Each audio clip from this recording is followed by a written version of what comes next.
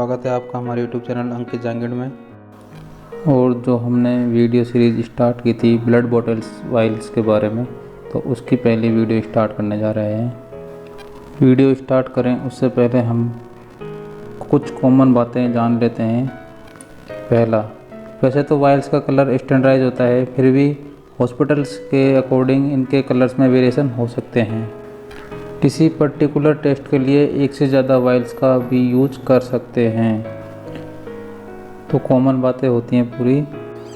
कोई भी स्टडी करते हैं तो उसकी एक विशेष रूपरेखा होती है। तो इन वाइल्स को पढ़ते हुए भी हम 5 पॉइंट में इसके बारे में पढ़ेंगे।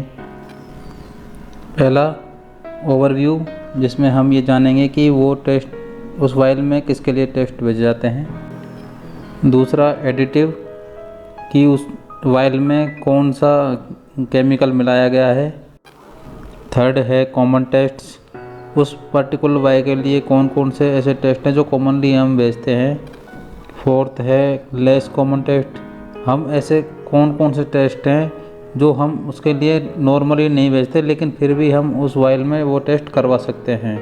और फिफ्थ है टिप्स फॉर यूज, ऐसा मतलब कोई भी इम्पोर्टेंट बात अगर उस वाइल के लिए है तो हम उस 5वें पॉइंट में पढ़ेंगे। ये सारी बातें जो आज मैंने अभी तक की हैं, ये उन सभी वाइल्स के लिए हैं जो हम आगे आने वाले टॉपिक्स में पढ़ेंगे।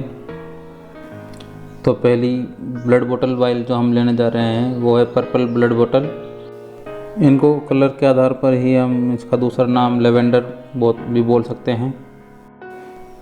तो जैसा कि हमने स्टार्टिंग में कहा था कि हम इनको पॉइंट्स में पढ़ेंगे, तो पहला पॉइंट आता है ओवरव्यू। पर्पल ब्लड बॉटल्स का जनरली यूज हेमेटोलॉजी टेस्ट के लिए किया जाता है, और जहाँ पर एनालिसिस के लिए होल ब्लड की रिक्वायरमेंट होती है। तो दूसरा पॉइंट आता है एडिटिव, तो इसके अंदर जो एडिटिव मिलता है वो है EDTA। EDTA की फुल फॉर्म होती है एथिलीन डाई एमीन टेट्राएसिटिक एसिड। जैसे ही आप इस वाइल को अपने हाथ में लेंगे और गौर से इसके अंदर देखेंगे तो आपको छोटी छोटी बूंदों जैसा दिखाई देगा। ये वही EDTA है जो कि एक एंटीकोएगुलेंट के जैसे काम करता है। थर्ड पॉइंट है कॉमन टेस्ट। जो कॉमन टेस्ट हम के लिए हम इस वाइल का उपयोग करते हैं वो इस तरह हैं। CBC complete blood count, erythrocyte sedimentation rate, blood film for abnormal cell और parasite malaria parasite, reticulocytes, red cell folate, monospot test for EBV, HbA1c for diabetic control, parathyroid hormone. अभी मैंने जितने भी नाम लिए उनके लिए कॉमनली इस वाइल का उपयोग किया जाता है। अब नेक्स्ट है less common test. Cyclosporine, tacrolimus levels, some viral PCR test, G6PD, ACTH level, porphyria screen, plasma metanephrines, fasting gut hormone screen. ये अभी जितने भी नाम मैंने लिए हैं उनके लिए भी इस वाइल का उपयोग कर सकते हैं। Fifth and last point, tips for use. जब भी पर्पल वाइल में हम ब्लड लेते हैं तो उसे कम से कम 8 बार हिलाया जाता है ताकि जो EDTA होता है वो ब्लड में अच्छी तरह से मिक्स हो जाए। कंप्लीट ब्लड काउंट के लिए CBC के लिए 1 ml ब्लड सफिशिएंट होता है। और अगर आपको इस ब्लड बोतल से ESR करवाना है तो आपको एक ब्लैक मार्क तक टिक होता है, वहाँ तक इस बोतल को ब्लड से भरकर भेजना होता है। अब सवाल आता है कि जो EDTA है वो कैसे काम करता है।